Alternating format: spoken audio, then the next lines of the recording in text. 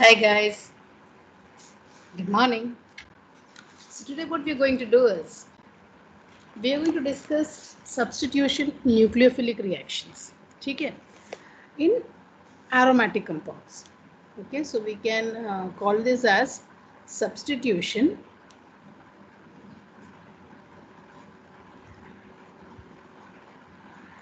nucleophilic reactions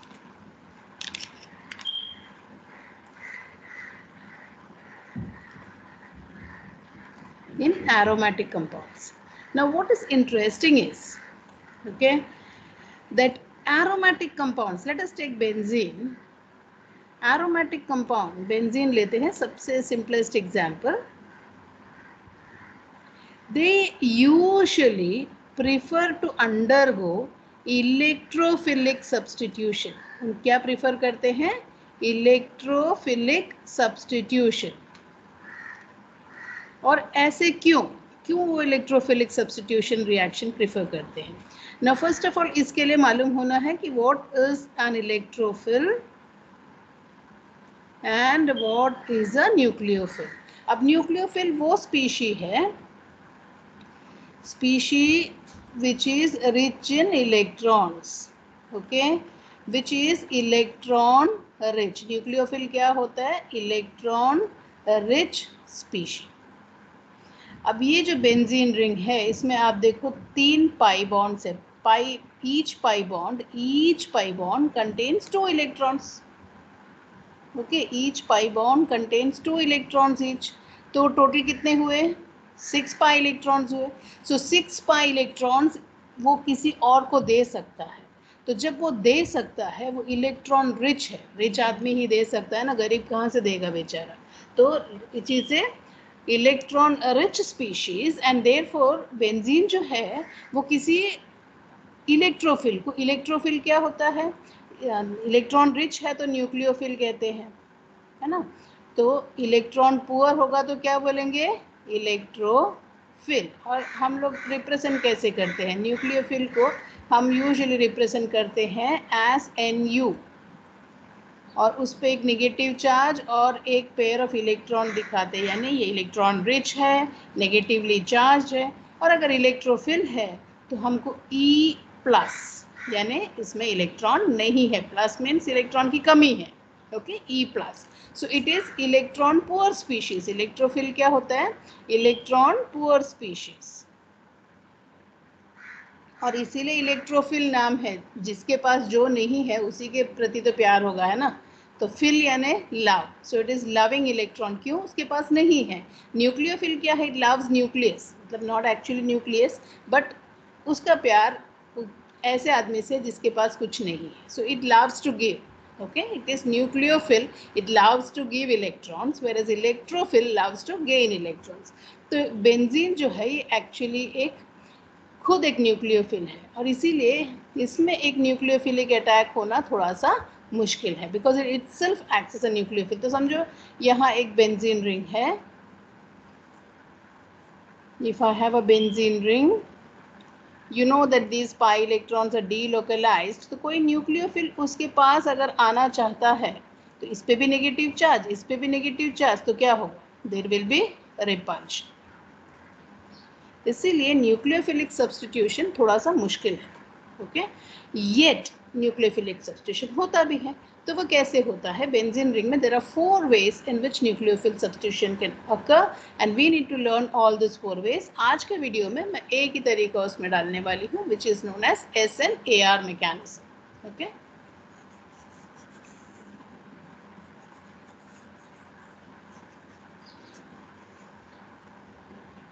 तो आज हम जो पढ़ने, पहले हम देखते हैं फर्स्ट 4 डिफरेंट टाइप्स क्या है. The first type is, the first type is reaction which is activated. reaction, मैं reaction short में RXN लिखती हूँ. reaction activated by electron withdrawing group. okay, electron withdrawing group जो इलेक्ट्रॉन को निकालता है रिंग से. withdrawing group.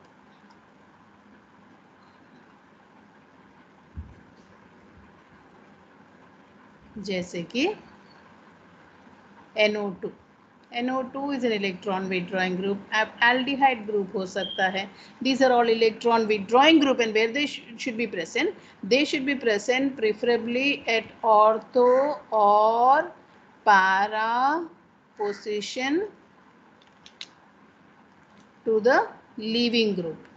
आपको पता है ना, सब्स्टिट्यूशन मतलब लीविंग ग्रुप. आगे से मैं शॉर्ट में LG लिखूंगी. ओके, सो लीविंग ग्रुप. तो आपको पता है क्या होता है न्यूक्लियोफिलिक सब्स्टिट्यूशन? पता नहीं, आज थोड़ा सा प्रॉब्लमेटिक हो रहा है ये बोर्ड यूज़ करने में. एनीवेज, क्या होता है, if you have a benzene ring and ये बेंजीन रिंग पे अगर आपको एक न्यूक्लियोफिल ऑलरेडी है, सपोज यहाँ पे एक X है, this itself is a nucleophile. Okay, वो भी इलेक्ट्रॉन रिच ही होता है स्पीशीज, और उसको हम रिप्लेस करते हैं बाय अनदर न्यूक्लियोफिल. ओके, जब हम उसको रिप्लेस करते हैं, यहाँ X को निकाल कर X के जगह पे जब दूसरा एक न्यूक्लियोफिल आता है, like you have NU coming here and X चला जाता है, again remember it is also a nucleophile, so a pair of electron and negative charge. so एक न्यूक्लियोफिल को जब दूसरा न्यूक्लियोफिल सब्स्टिट्यूट करते हैं तभी हम उसको कहते हैं SN, सब्स्टिट्यूशन न्यूक्लियोफिलिक, क्योंकि न्यूक्लियोफिल को न्यूक्लियोफिल ही रिप्लेस कर रहा है. Okay, and this particular reaction जो है which is activated by an electron withdrawing group, यानी एक नाइट्रो ग्रुप या तो ऑर्थो पोजीशन. आपको पता है ना, ये जो सब्स्टिट्यूएंट है इसके next 2 carbons are known as ortho position. तो अगर ऑर्थो पोजीशन में कोई नाइट्रो ग्रुप है या फिर पैरा पोजीशन में कोई नाइट्रो ग्रुप है या CHO ग्रुप है जो कि इलेक्ट्रॉन विथड्रॉइंग है, if you have if you have an electron withdrawing group present at the ortho or para position to the leaving group. okay, leaving group के और उसके मेटा पोजीशन, अगर ये उसका ऑर्थो पोजीशन है और ये मेटा है, मेटा पे होने से कोई फर्क नहीं पड़ता है. okay, so this reaction is activated by electron withdrawing group which is present at ortho or para position to the leaving group. Then you call it as SNAR, substitution nucleophilic aromatic. Okay, ये एक तरीका है. Second जो है that is reaction catalysed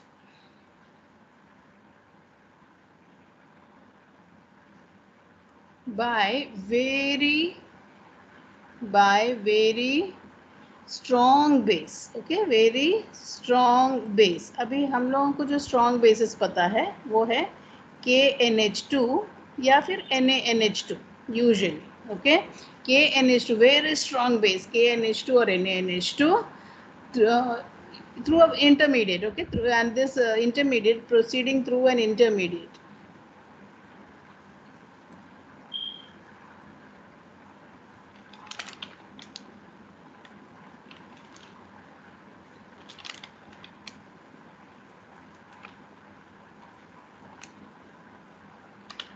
okay, and ये intermediate को एराइन या benzene कहते हैं. बेंजाइन. ओके, YN देखा तो ये आपको पता चल गया ना, ट्रिपल बॉन्ड होना चाहिए. So it is going through an aryne intermediate और अ बेंजाइन इंटरमीडिएट, और इसको और एक नाम है, this is also known as sign mechanism. Okay, sign mechanism. Then third जो है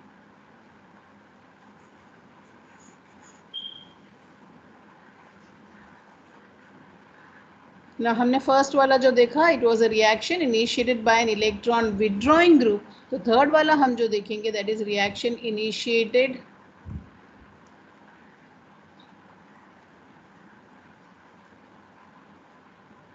bye an electron donating group. पहले अगर विथड्रॉइंग ग्रुप से पढ़ा तो एक हम इलेक्ट्रॉन डोनेटिंग ग्रुप का भी पढ़ लेंगे. ठीक है, and the last one is reactions in which alpha nitrogen यानी हमारा जो डायजोनियम क्लोराइड है ना, ऑफ ए डायजोनियम सॉल्ट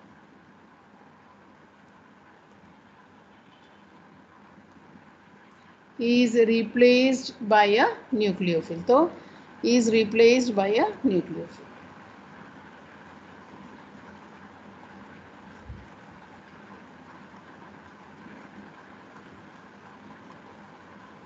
आपको डायजोनियम तो पता ही है, ये जो सैंडमेयर रिएक्शन वगैरह है ना, that is this fourth reaction, जहाँ पे आपके पास एक N2Cl है, N2 plus Cl minus, this is a diazonium salt. ये N2 को रिप्लेस कर सकते हैं हम डायरेक्टली क्लोरीन या ब्रोमीन या आयोडीन, तो दैट इज रिप्लेसिंग बाय अ न्यूक्लियोफिल, क्योंकि ब्रोमीन भी हम जानते हैं एक न्यूक्लियोफिल है, तो यहाँ ब्रोमीन आ सकता है ये पूरा हटा के। So that is the fourth reaction which alpha nitrogen of a diazonium salt is replaced by a nucleophile.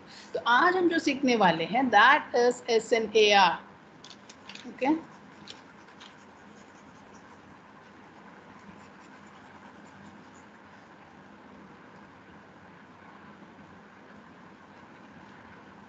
That is known as SNAR.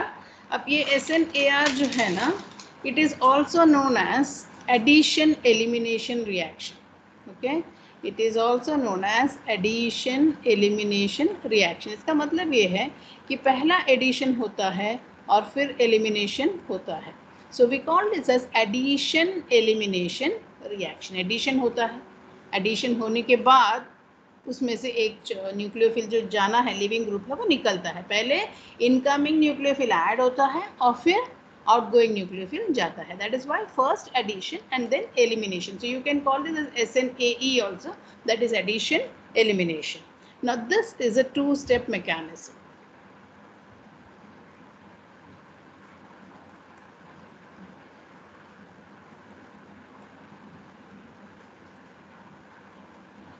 This is a two step mechanism. यानी क्या होता है, सपोज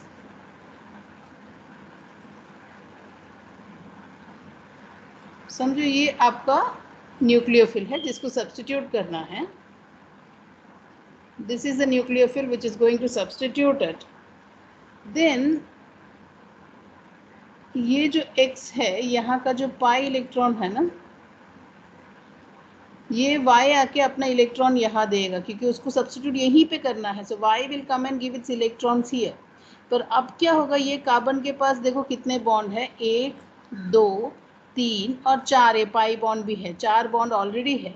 जब Y अपना electron देके यहाँ पे bond बनाएगा तो 5 हो जाएगा, तो that is not possible. So when this will come here to attack this pi bond electrons, उसमें 2 इलेक्ट्रॉन है, वो नेक्स्ट कार्बन पे शिफ्ट हो जाएगा। So this is what you are going to gate.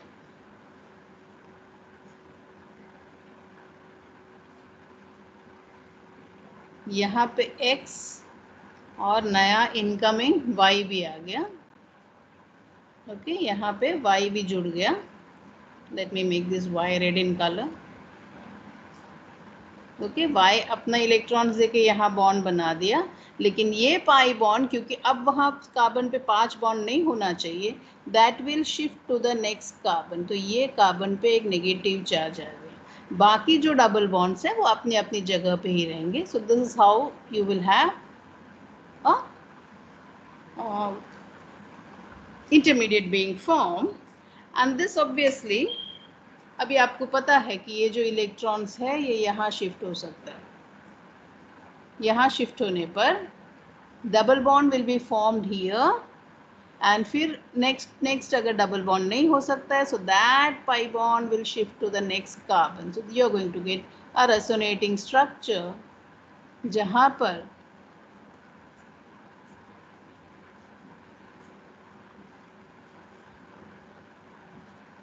अब ये पेयर ऑफ इलेक्ट्रॉन यहाँ shift हुआ, बॉन्ड यहाँ फॉर्म हो गया, आपका X और Y दोनों अपनी अपनी जगह पर ही है, but these are all resonating structures, remember.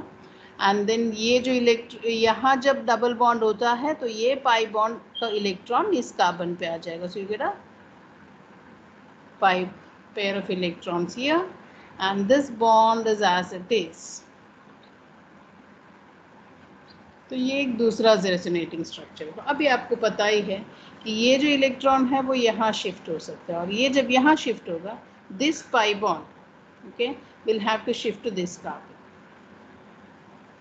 So that is another resonating structure which you are going to have, and वो कैसे होगा,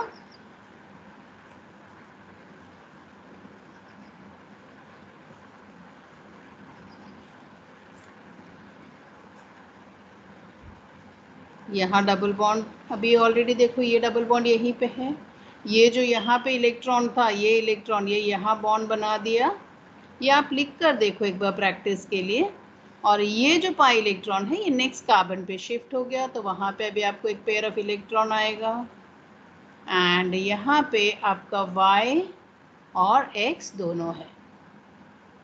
ओके फिर से रेजोनेंस हो सकता है, व्हाट विल हैपन, ये जो नेगेटिव इलेक्ट्रॉन है यहाँ पे आ जाएगा, यहाँ डबल बॉन्ड आएगा एंड यहाँ जब डबल बॉन्ड आएगा ये X this will come here and X क्या होगा, तब अगेन ये कार्बन का वैलेंसी 5 होगा, वो नहीं होना चाहिए, इसलिए X बाहर चला जाएगा along with the pair of electron.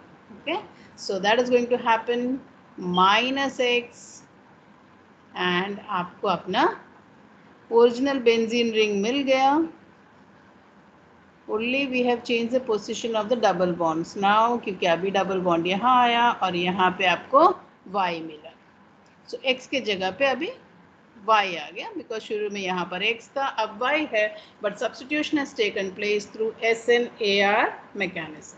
अब इसमें इंटरेस्टिंग क्या है, ये फर्स्ट स्टेप जो है ना ये बिल्कुल स्लोली होता है, बहुत स्लो है, बिकॉज हम जानते हैं कि because it is a benzene ring, it is a nucleophile, वो नहीं चाहता है कि कोई और न्यूक्लियोफिल उसके पास आए, रिपेल करेगा तो बड़ी मुश्किल से ये बॉन्ड फॉर्म होने वाला है, so it's a very slow step and therefore हम जानते हैं कि जो स्लो स्टेप होते हैं उसको हम बोलते हैं RDS और rate determining step, rate determining step. This we know in any reaction the slowest step is always the rate determining step. तो वही reaction पे हमारा सारा reaction का concentrations and kinetics will depend. Okay.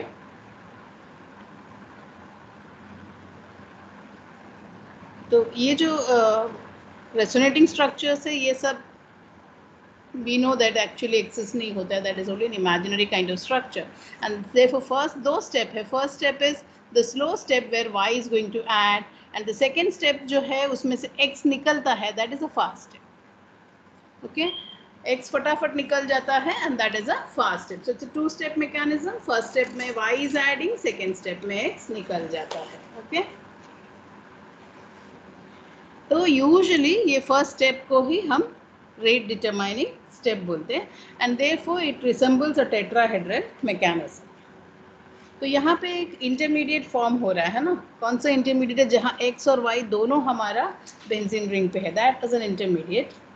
ये फॉर्म होने के बाद ही ये X Y यहाँ ज्वाइन, इसीलिए देखो यहाँ एडिशन हो गया, पहले Y ऐड हो गया, ऐड होने के बाद ही आपका X निकलता है, that is why we are calling it as addition, पहले एडिशन हुआ फिर एलिमिनेशन, यहाँ से X निकला, so it's an addition elimination reaction.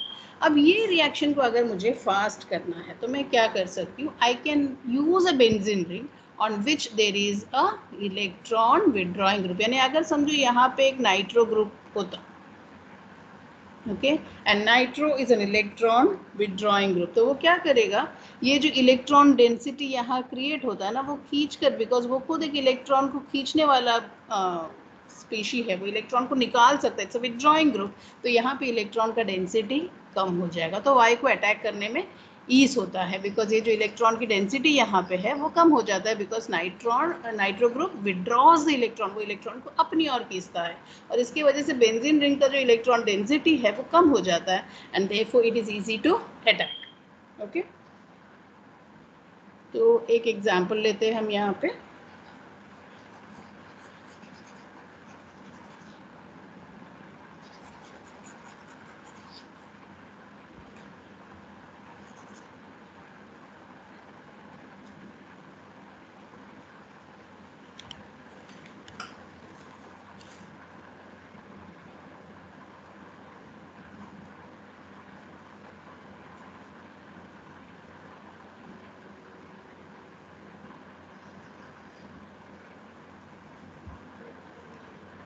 यहाँ पे हमारा sorry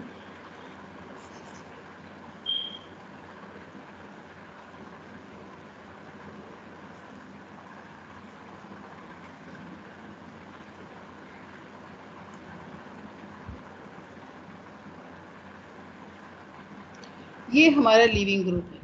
okay, OET is a leaving group. And leaving group का ऑर्थो पोजीशन में नाइट्रो है, पैरा पोजीशन में नाइट्रो है, और ये ऑर्थो पोजीशन पे भी नाइट्रो है. तो आप देख रहे हैं कि इलेक्ट्रॉन विड्रॉइंग ग्रुप कितने सारे, और जितना सारा है उतना फास्ट वो रिएक्शन हो सकता है. And suppose I want to replace OET by OMe which is the incoming nucleophile. Okay, तो हम अभी जानते ही हैं क्या होने वाला है. पहले एडिशन होगा, यानी ये OMe का जो इलेक्ट्रॉन पेयर है वो आके यहाँ पे सेम जगह पे बॉन्ड बनाएंगे. So you going to gate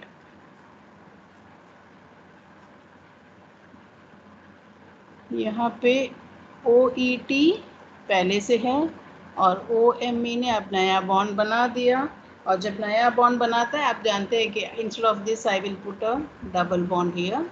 तो आप जानते हैं कि ये डबल बॉन्ड यहाँ से यहाँ पर शिफ्ट हो जाएगा. पाई इलेक्ट्रॉन जो है ये नाइट्रो पे शिफ्ट होगा. तो नाइट्रो का एडवांटेज क्या है, nitro is written like this. मैं यहीं पे लिख देती हूँ. यहाँ नाइट्रो को एक्चुअली हम इस तरह से लिख सकते हैं. नाइट्रो पूरा रीराइट कर देती हूँ क्योंकि आपकी समझ में आनी चाहिए कि क्या हो रहा है. दिस इज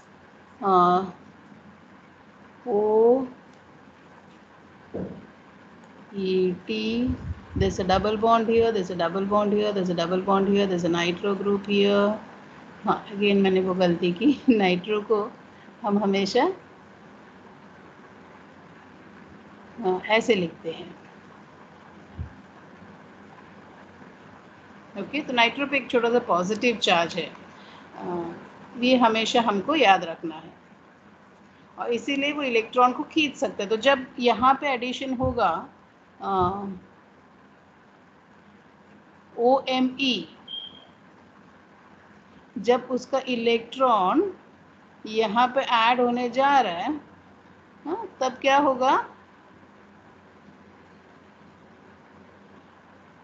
होगा, यहाँ पे ऐड होना है ना. तो ये इलेक्ट्रॉन पेयर हमने ऑलरेडी देखा, ये शिफ्ट होगा यहाँ पे, ये कार्बन पे आना चाहिए. लेकिन जब ये कार्बन पे आएगा, नाइट्रो अपने तरफ खींच सकता है उसको. So what you will have here is, ये नाइट्रो ये इलेक्ट्रॉन को खींच कर ये ऑक्सीजन के पास भेज देगा. तो दोनों ऑक्सीजन पे नेगेटिव. ओके, एंड यहाँ का डबल बॉन्ड गया एंड आपके पास पहले जैसे बाकी के डबल बॉन्ड जैसा है वैसा ही रहे.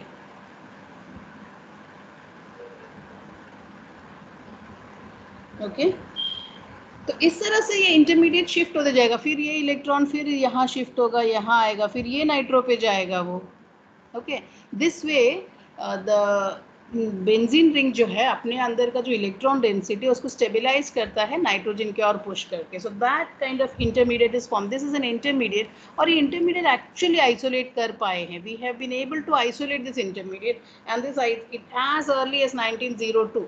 ओके, 1902 में हम ये इंटरमीडिएट आइसोलेट कर पाए हैं. We have been able to do this, and we have a specific name for this. Such intermediates are very stable. First of all, ऐसा नहीं कि वो fraction of a second के लिए काफ़ी stable है, and we have been able to isolate this, and we call them as the Meitzenheimer intermediate. Okay, Meitzenheimer intermediate या फिर Meitzenheimer Jackson salt भी बोलते हैं.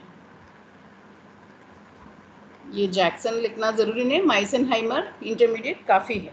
ओके, तो इसका ऐसे बहुत सारे इंटरमीडिएट्स आइडेंटिफाई हुआ है. Wherever we have an electron withdrawing group, उनको माइसेनहाइमर आइसोलेट्स ही बोलते हैं. और उनका स्ट्रक्चर हमने वेल डिफाइंड स्ट्रक्चर हमने एक्सरे क्रिस्टलोग्राफी NMR वगैरह से एस्टेब्लिश किया. So we know that this reaction is happening exactly as यहाँ हम बोल रहे हैं.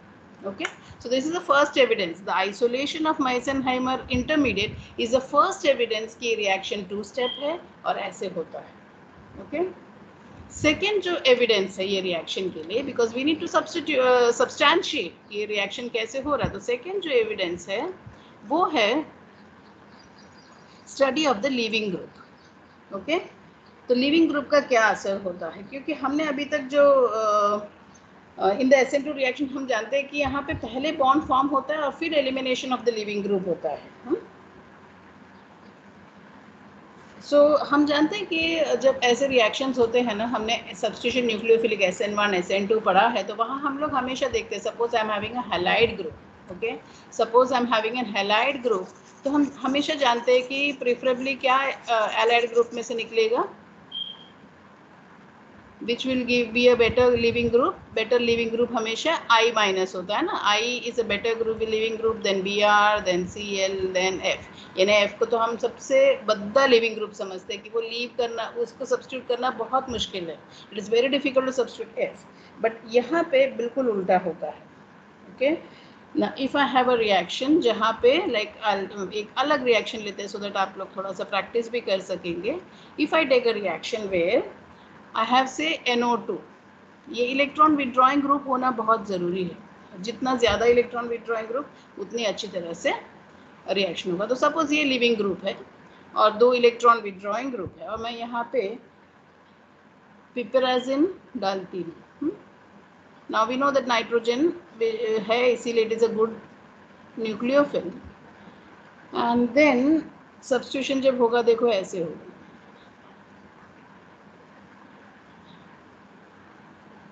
NO2 NO2. एंड हम जानते हैं कि नाउ दिस यहाँ पे नाइट्रोजन पे जो इलेक्ट्रॉन है वो उसको कंट्रीब्यूट करना है. So it's going to contribute this pair of electron same place जहाँ से आपका X है, जहाँ आपका X बॉन्ड है वहीं पे आके वो ऐड होने वाला है. ओके, यहीं पे आके ऐड होने वाला है.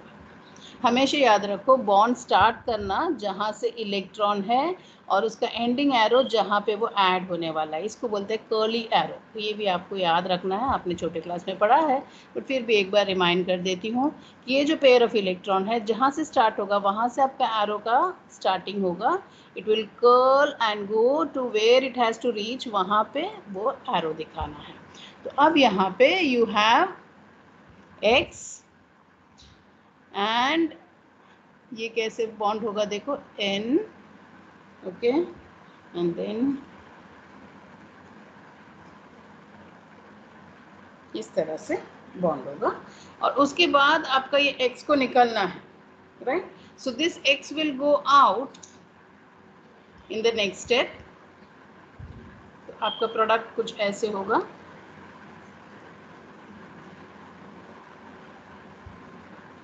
मेरा बेंजीन के स्ट्रक्चर पे मत जाना, okay. This is how it is going to form.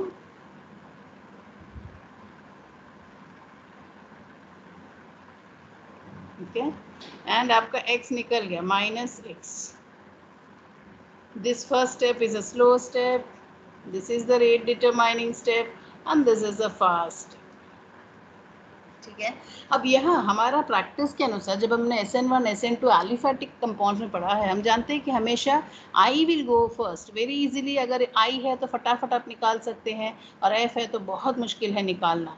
लेकिन SNAR में बिल्कुल उल्टा होता है.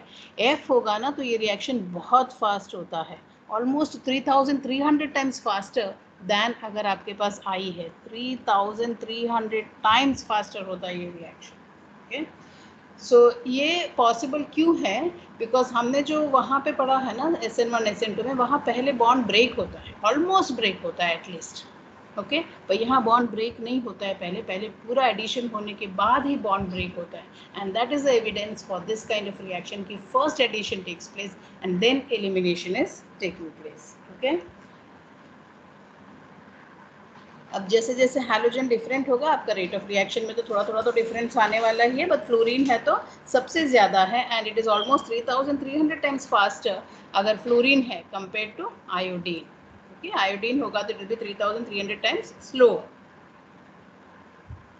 तो इसका अभी रीज़न क्या बोलेंगे कि ऐसे क्यों हो रहा है भाई, फ्लोरीन क्या करता है?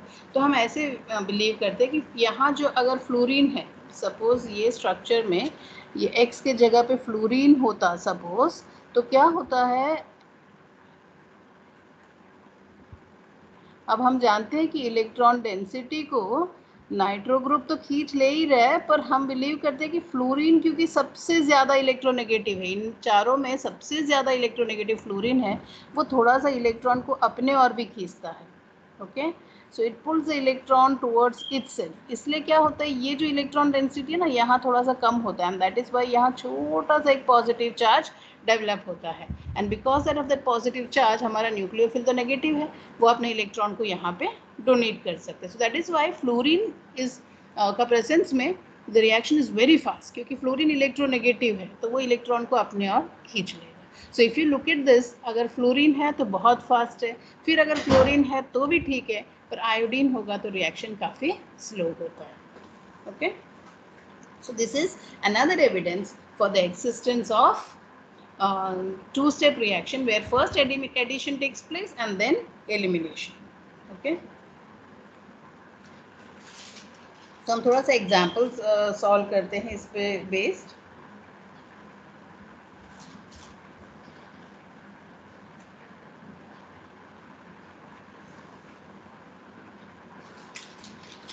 सो दैट आप खुद प्रैक्टिस कर लो, क्वेश्चन पहले देख लो और फिर खुद से सॉल्व करो, और बाद में चेक करो कि आंसर सही आ रहा है नहीं आ रहा है। Okay,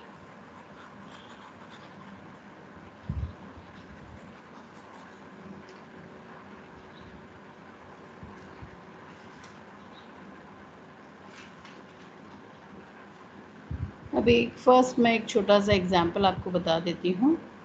suppose I have a reaction like this, जहाँ पे मेरे पास लीविंग ग्रुप है Cl, ओके, एंड एक इलेक्ट्रॉन विड्रॉइंग ग्रुप है NO2, एंड इसका pH 14 है। Okay, then if I am adding a nucleophile like OH,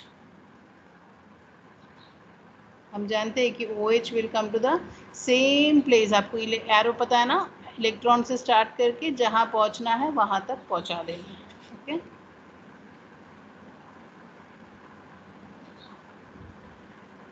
now this reaction, suppose हम प्रोडक्ट तो हम जानते ही है, अब क्या होगा, Cl निकल जाएगा और OH will come in its place, right?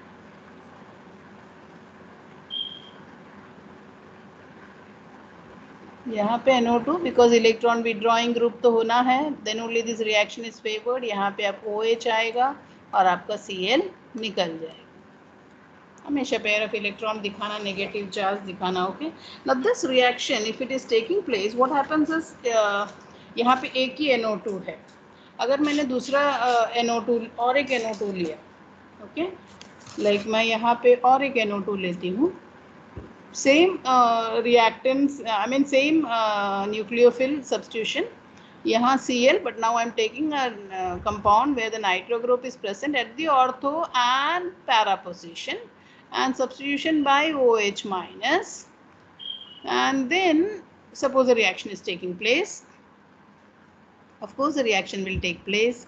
तो यहाँ पे आपको अभी Cl के जगह में आपको अभी ये सब लिखने आ गया ना, ये आपका एरो कहाँ से स्टार्ट होना है, ये जो पेयर ऑफ इलेक्ट्रॉन है यहाँ से स्टार्ट होके जहाँ पे अटैक होना है वहाँ तक जाना है, and then you get instead of Cl, अभी मैं पूरा मैकेनिज्म तो नहीं लिखना है, यहाँ पे OH आ गया, यहाँ पे NO2 है, यहाँ पे NO2 है, एंड आपका Cl बाहर चला गया। और एक रिएक्शन हो सकता है जहाँ पे तीनों जगह पे NO2 है, यानी दोनों ऑर्थो पोजिशन में, sorry,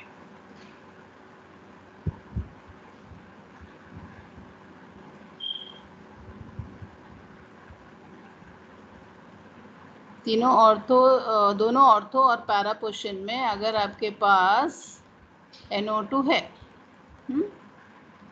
this is also possible ना, you can use such a substituent, such a substrate for the reaction। Reaction वही है, OH ही लिया आपने नेगेटिव, वही होगा आपका, electron will starting from O will go to this carbon which is carrying the Cl, and आपका reaction जब होता है तो आपको प्रोडक्ट मिलेगा OH NO2 NO2 NO2 plus Cl minus. अब डिफरेंस क्या है, ये जो रिएक्शन है ना, ये मैं कितना हाई pH में, बिकॉज बहुत बेसिक रिएक्शन कैरी करें pH 14, जबकि अगर दो जगह पर मेरे पास इलेक्ट्रॉन विड्रॉइंग ग्रुप है, Okay, if I have an electron withdrawing group at two positions, ortho and para, तो मैं कम pH में, इतना strong base नहीं चाहिए मुझे, pH 10 में I can carry out this reaction. And again देखो यहाँ पे मेरा temperature काफ़ी high होगा, I'll carry out at 160 degrees. This I will carry out at 100 degrees, and this I can carry out at 40 degree, almost room temperature के आसपास, और neutral pH पे मैं ये reaction कर सकती हूँ. So you understand the difference. If I have a nitro group at only one of the position, तो मेरा pH भी काफ़ी high होना चाहिए, because base बहुत strong होना चाहिए.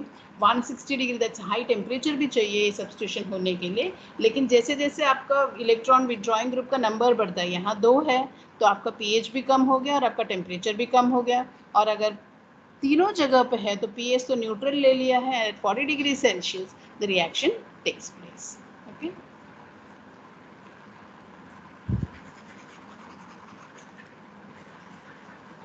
कुछ और एग्जाम्पल सॉल्व करते हैं.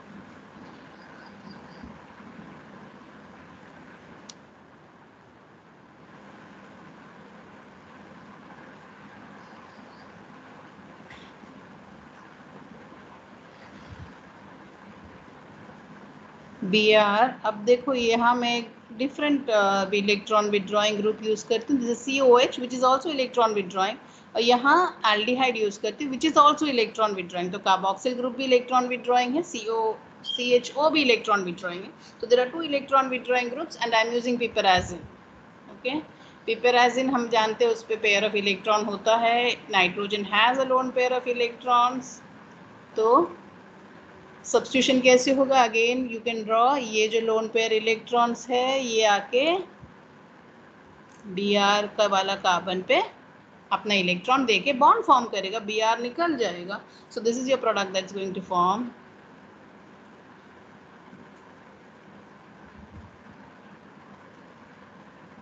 तो यहाँ CHO, यहाँ CO, OH, all your pi electrons intact, और Br के जगह पे अब ये नाइट्रोजन यहाँ पे होगा जो बॉन्ड फॉर्म किया, and this will be your product. Okay, एक और एग्जाम्पल लेते हैं.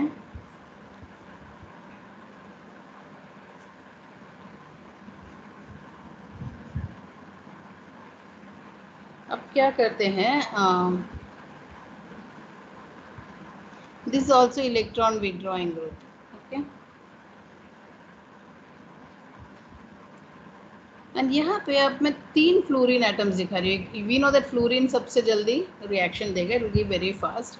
अब लेकिन सवाल है कि इसमें कौन सा वाला फ्लोरीन सबसे जल्दी जाएगा या कौन सा वाला फ्लोरीन सब्स्टिट्यूट होगा. अभी आप देखो ये इलेक्ट्रॉन विड्रॉइंग ग्रुप, उसके हिसाब से आप देखो तो ये मेटा पोजिशन हो गया, क्योंकि ये ऑर्थो ये मेटा, या आप उल्टे भी देख सकते हैं. यहाँ से आप देखो तो ये ऑर्थो ये मेटा.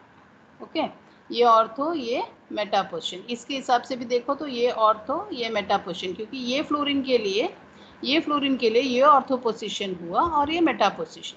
ये फ्लोरीन के लिए ये ऑर्थो और ये मेटा. तो ऐसे केस में ये मेटा पोजिशन में इलेक्ट्रॉन विड्रॉइंग ग्रुप का हमको कोई यूज नहीं है. We need the electron withdrawing group either at the ortho position और at the para position.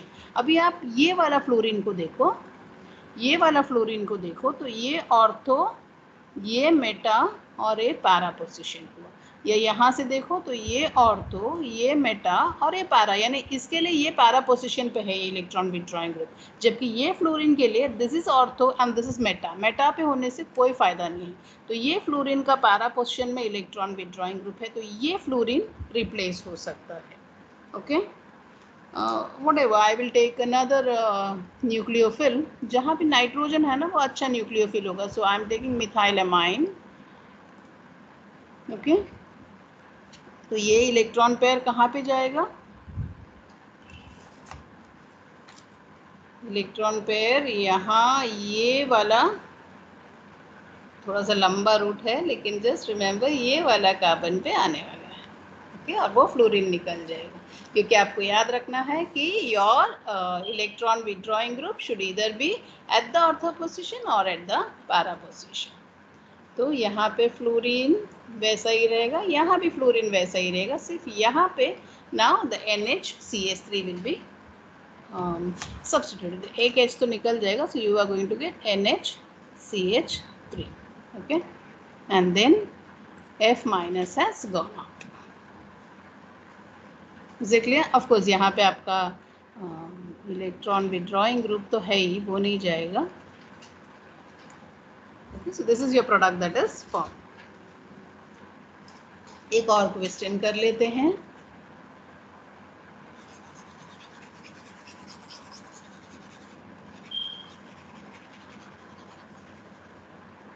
Next question है, you tell the reactivity sequence, okay,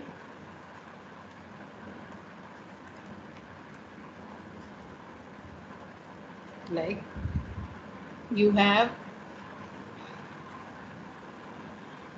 यहाँ पे Cl है, यहाँ पे NO2 है और यहाँ पे NO2 है,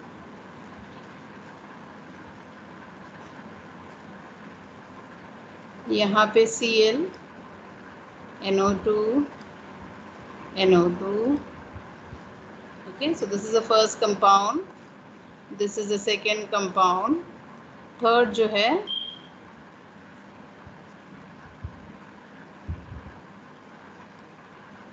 ये है, and fourth is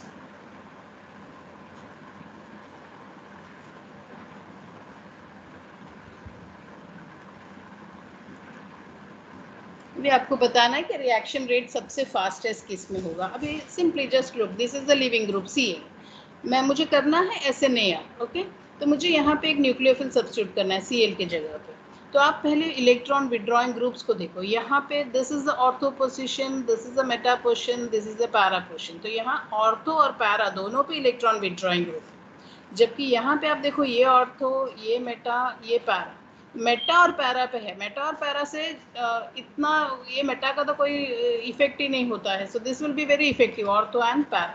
नेक्स्ट में सिर्फ पैरा पे है, तो इससे कंपेयर करोगे तो पैरा पे है इसीलिए इफेक्टिव होगा, एंड देन इस पे इट इज सॉरी ये गलत दिया मैंने, वो रिपीट हो गया ना, यहाँ पे होना चाहिए, मेटा पे होना चाहिए, okay, so if it is on only meta there is going to be not much impact, है ना, तो किस पे फास्ट होगा,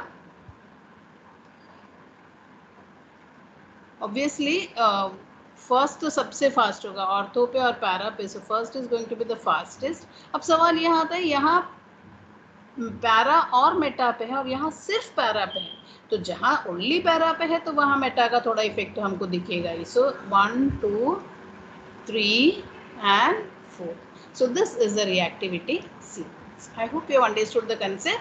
All the best, keep solving more and more examples to understand it. Okay. Thank you very much. Bye. Hope the lecture was useful for all of you.